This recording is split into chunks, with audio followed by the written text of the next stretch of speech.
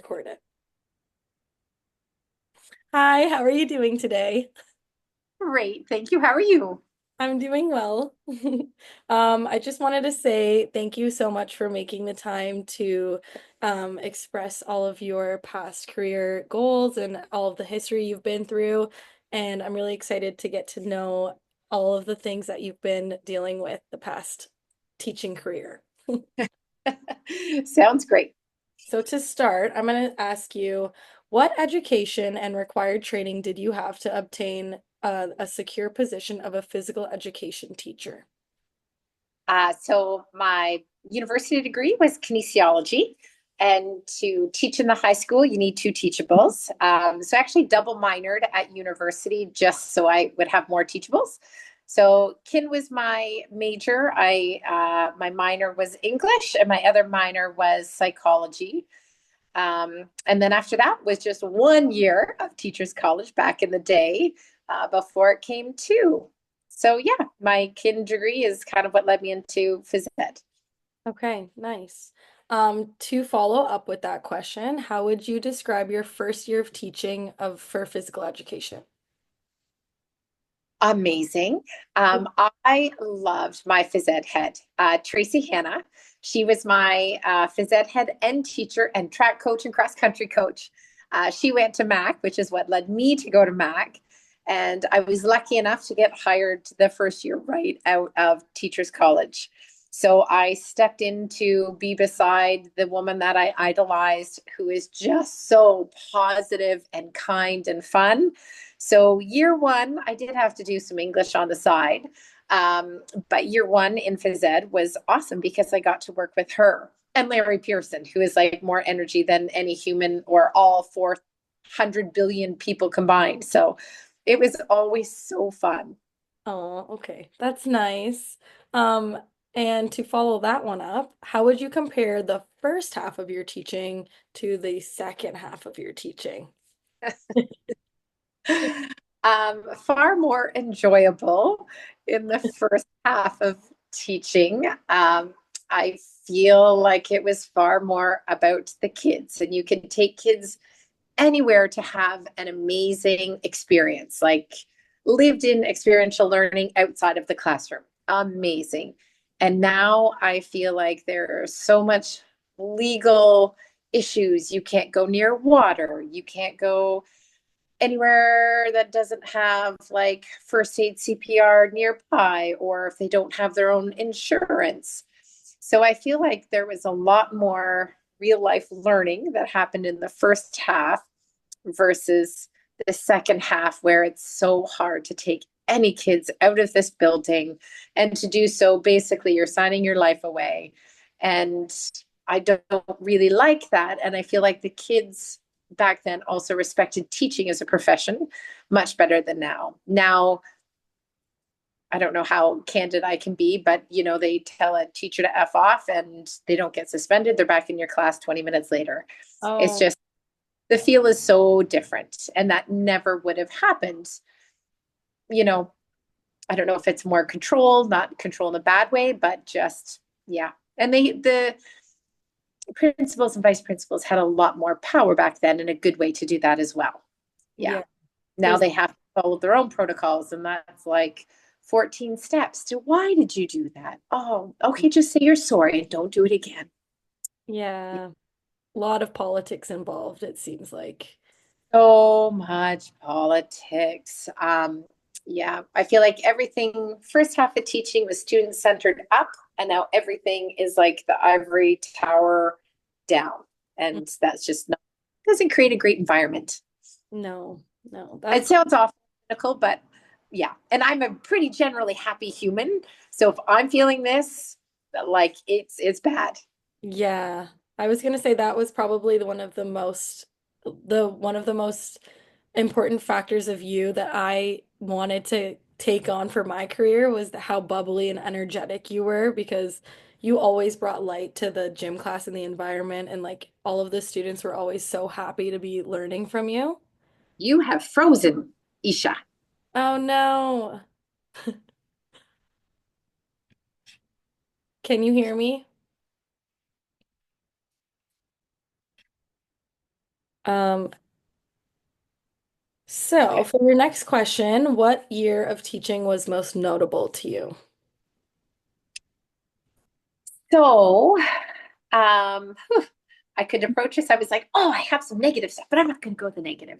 Um, I would say um, the year that I had actually qualified for a couple things. I had qualified for Boston Marathon, and then I had qualified to go represent Canada at the World Championships in triathlon. And the amount of support that the kids in my classes and also the admin and the teachers was so fun. And they put me online when I was running Boston, like as if they're going to find Oh. 1,000 people, but they had me online around the school, like as a, look at this, girls, you can do it too. You've got a dream, right? And I was a little bit older as well. Like, never stop chasing your dreams, never stop doing those things. So I got back and it was hilarious. I had to walk backwards down the stairs, and kids parted way for me so I could down the stairs. And they're like, "Can we help you, Mrs. Jones?" Like, stuff like Oh, back in the day, right? When it's that whole community. yeah. I'm pretty attached to here anyway because I went here. So there is that, like, I love walking the halls all the time because I went here and I remember so much when I was here. But I would say there was just so much support and fun. That was a pretty exciting year for me personally to feel supported by the kids. And normally it's the other way around. Yeah. Yeah, that's nice. Oh, how was that experience, the Boston Marathon? Oh my gosh, it was it was amazing to go, but it was the one year that they debated canceling it because the torrential rain and wind, which doesn't happen there, was happening. So I was up all night. The rain was coming through my big glass windows, like pails of buckets. Oh my God. Yeah, so I had a headwind because it's a start stop, and I had a headwind the whole way. Yeah, Oh, it interesting. And I missed my starting gate. So I missed my corral where runners are my speed. So I started back in the volunteer, you pay to get in, which is still amazing because yeah. they've raised money for a good cause. But they would be running 10 wide with their group. And so I was actually running on grass on the Oh side my, of people's lawns to go around them. So I wouldn't say it was my fastest time, and it was droves of them. And when you miss your corral, you don't get to go up to your corral. And I'm like, oh, so good learning. yeah, Yep. definitely an experience, that's for sure. Yeah. Okay, so what do you feel makes teaching physical activity different than teaching other academic subjects? And what are common areas of demand that comes with being a teacher that specializes in physical activity? Okay, I might start with the demand. I feel like I am the resident doctor here, and I have a doctor degree. It's like a little tweak, and it's like, oh, Mrs. Jones, what do I do? I've done this. Like, the amount of kids that honestly come to me in a week is off the charts. Hilarious. What should I do? What are stretches I can do? What are some strengthening? So that part is funny. They assume because you have this kin degree and you teach phys ed and you're active that you know all these answers. And I'm like, I don't know why your knee is blown up 5 times the size. It is purple. Maybe just someone. Anyway, that is kind of a demand that comes along with that. And I would say the energy part in phys ed is a demand as well. I think it takes a lot of energy. And I'll tie that into the first half of the question where you never get to sit down. So you don't go in and grab a book and have 20 minutes of silent reading. It's like kind of organized chaos the entire time. And that is a challenge and very different than regular classes where I feel if you're having a bad day, you kind of just chill your class around that. Whereas in phys ed, it's like you still have to do basketball or volleyball. You've got a headache. You're still teaching. You're being loud. You're being energetic, what have you. Um, I feel like my personality naturally lends itself to being in a phys ed area because I generally tend to be quite loud and happy and energetic. But keeping that energy up, I would say, especially over time, like now I'm a little tired from doing it. And I don't know, I'm not in there full time right now, so I don't know what I would feel like at the end of the day. Yeah. Um, to coach after school is like, oh, you're still doing the same things. So I would say if we counted steps way back when I started, I would have lots of steps in. Um, but that is one of the different parts. But then I also think you get to see kids shine that don't do well maybe in a regular class. So that's pretty exciting as well. And after grade 9, most people want to be there. So that's really fun. Like Yeah. in grade, like, oh, you've got to take it and it's a little bit of work, but after that it's like, okay, everyone's here for a reason, let's go. Yeah. And very, very, very fun. But yeah, different kids can shine in different ways in phys ed that maybe aren't as book smart or written smart. Yeah. That's nice. It's nice to have like both kind of ends of the spectrum as well, because since you're a high school teacher, you have to have two teachables. So one would be phys ed, and then the other would have to be some sort of academic, right? Yeah. Yeah. And It, like I said, I've taught English. I taught English when I started, and I did English maybe 5 years ago for a few years. I can't remember why. And it was definitely a challenge looping back into that. And then when I started teaching kin, I actually really enjoyed the diversity of a classroom versus the gym. I realized that, oh, this is actually great to do two phys ed and your kinesiology and break it up a bit. Yeah. okay, that's nice. And then for the next question, what are the past and current challenges that you face throughout the years of your teaching experience? So I would say, if we're going in the political side of things, when the union broke, principals and vice principals out of our union, I think that really changed from the camaraderie of everybody on the same team to the. I, oh, I'm on with Isha. Do you remember Isha Patel? Yes. Yes, I'm doing a Zoom. Hello. Yeah. Oh, Mr. Pearson. Hi, Isha. Hi. How are you? I'm wonderful. How are you? I'm good as well. Where are you ordering from? We're ordering lunch, maybe. Yum. Do you want to? I forgot what I got last time. It was good. I don't know.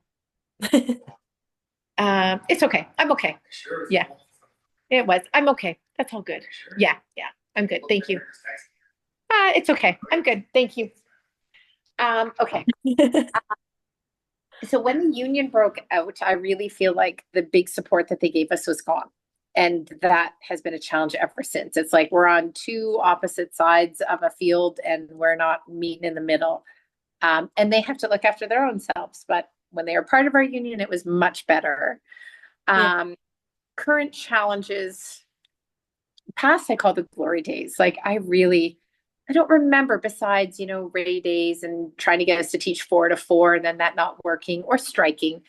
Yeah. That's never fun. I'm not a striker. And I hate the leverage of using physical activity as the bargaining chip and, oh, we're not going to coach. We're going to do work to rule.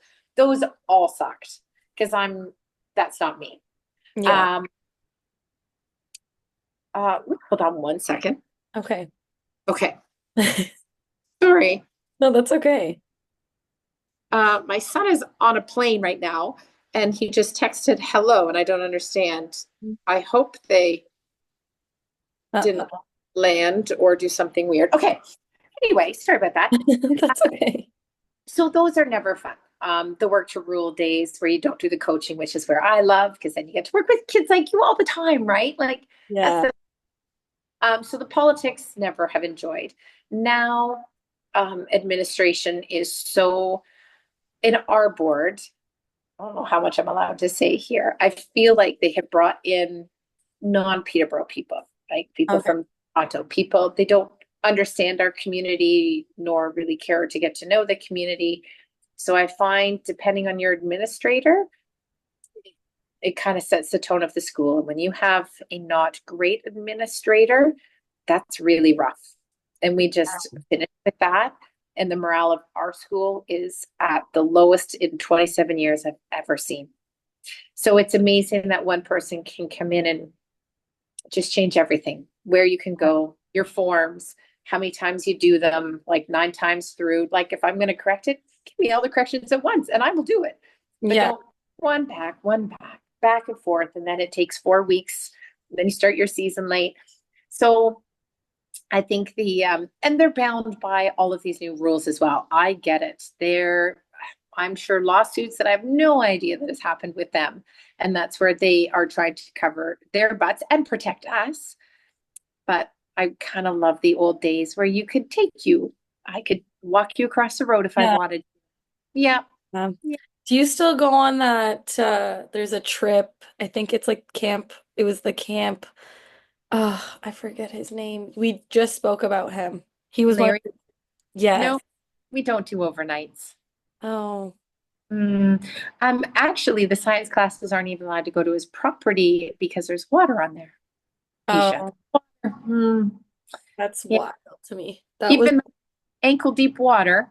Yeah, you yeah. can't do pond studies anymore. Like it would make you cry what you can't do. Yeah, we didn't even go near the water when we were there. We just bonded and did activities, and that's crazy to me. Oh, It's so crazy to me too, and that's what makes me sad. Because look, you remember that yeah. spring, right? There's so many key things like that. Even like going to the parking lot and like warming up and then coming back in, like those kinds of things, like just the small little things are the things that really stick. And it's so sad to hear that you can't do that anymore because that trip was so memorable to me and getting to know like all of my peers even better than, because it's outside of school, but you still get to like do school. Yeah, yeah, It's yeah. It makes me sad too. So I would say the current challenges are exponential. yeah. Yeah. Hmm. I guess we'll just have to see how it plays out in the long run because there seems to be like a lack of teachers now as well. Yeah. Yes. Yeah. Yeah. Yeah, Anyway, that's a whole one other thing. yeah. Yeah. Okay, let's see. I think we're on the second last question here. What do you believe are your biggest strengths that allow you to provide the best learning experience for your students? Um, I would say probably a pretty daily happy outlook, Yeah. um, which invites other students who are maybe not having a great day to kind of absorb some of that energy. Um, I would say, and pretty good at reading people and when they're not having a good day and asking, how are you today? I had a lovely grade 12 boy who graduated last year, and he wrote me a note on his last day and gave it to me. And he said, you don't even really probably know, but I was having the lowest of lows days. And you stopped me in the hall and you said, you don't seem like yourself. Are you okay? And he's like, and that meant the world to me that you actually noticed. So it's stuff like that where you pay attention to who's around you and what's going on. And Yeah. I will still walk down the hall and say hi in my high pitched squeal to every human I pass. And you know what? I think that's a thing. I think they feel a little included or not loved is not the right word, but you know what I mean. Noticed. Teen. Noticed. Yeah. Yeah. See when you do that. Um, yeah. So I would say that probably my personality lends to teaching quite well. Yeah. I don't really get down and I can usually see my way out of something. I've been told many times that I could probably build a plane as I was flying. Yeah. Probably. Yeah. Yeah. I'm like, I can still hear the high even now. It's Yeah. stuck. Yeah. So, and wanting to do things for the kids because I want kids to succeed. Like that's such a goal of mine. So I would say that's, yeah, probably my biggest strength. Yeah. That's something that we learned about in lecture on Thursday, actually, was when my professor said that paying attention to like details for a specific student, like just observing how the students are in the gym class or like just in general, to make sure that they know that you're being personable with them and that you care for them, like really makes a difference in teaching. So that's like But hand in hand.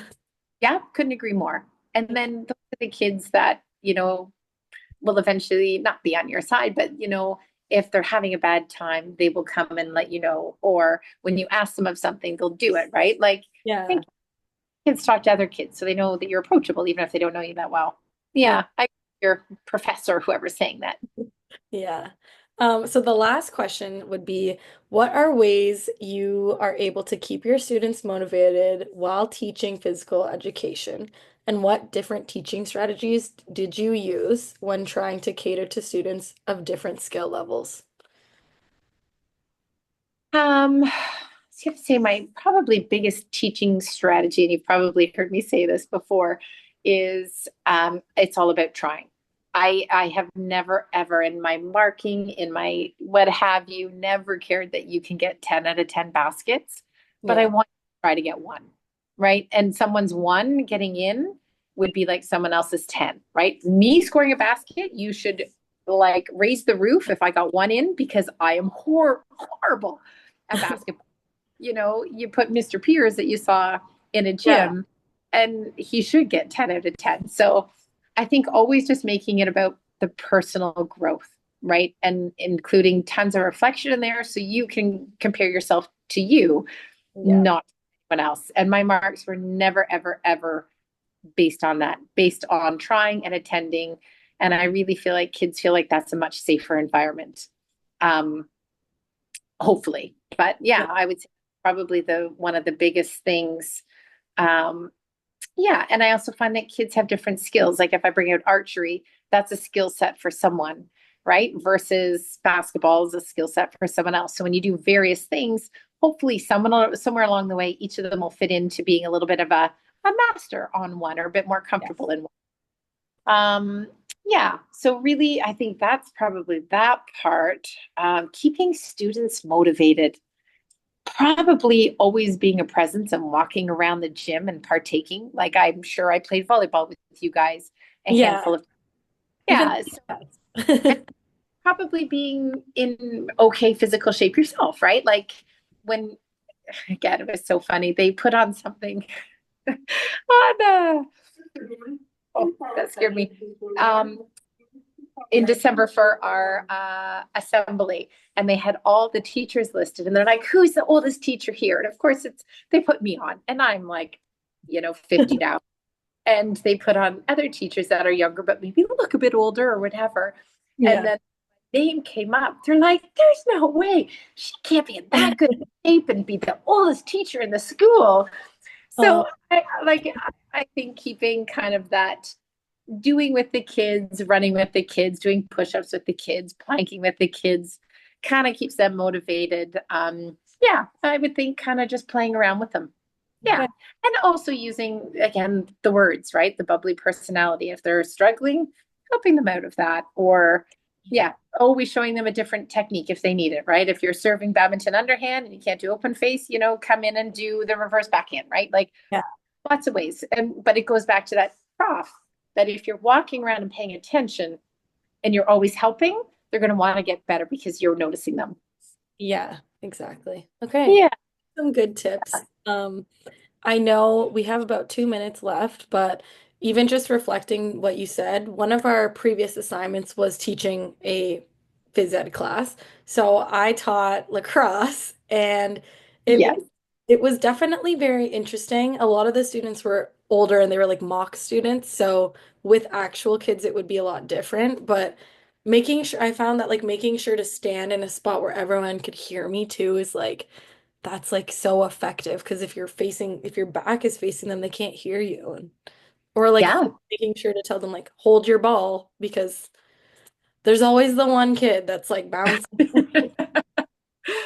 Always, always. My son started coaching little 8-year-olds in hockey and just dry land, and he would hand out the game stuff and then try to bring them in Yeah. and try rules. And I'm like, no, no, no. You don't hand out any equipment until you explain, because as soon as you put even one penny in their hand, it's in Yeah. their shoulder, up and around, or put a ball, and you've lost them. I'm like, honey, there's organization. There's ways to do these. Yeah. Explain rules before equipment goes out. He's Yeah. like, that makes sense. Yeah. So exactly. Yeah, yeah. Yeah. And did your lesson go well? It went really well. I think it was the best one so far. Like even people, I was like, thank God, I needed that. Like I was nervous, obviously teaching, but it just comes so easy for me. I don't know. That's why I'm like really contemplating my career now, but because of all Yeah, of the politics. I think you would be a phenomenal teacher. I really like in my gut and soul, like you're built for it. I know Yeah. you might find other avenues, but I really think